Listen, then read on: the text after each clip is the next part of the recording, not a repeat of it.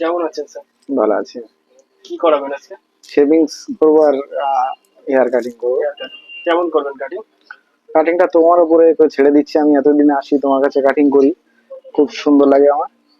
তোমার যেটা ভালো লাগে তুমি সেইভাবে শেভিং আর কাটিং। পুরোটা আমার উপর ভরসা। একদম একদম একদম। ঠিক আছে, থ্যাংক ইউ স্যার। ওকে।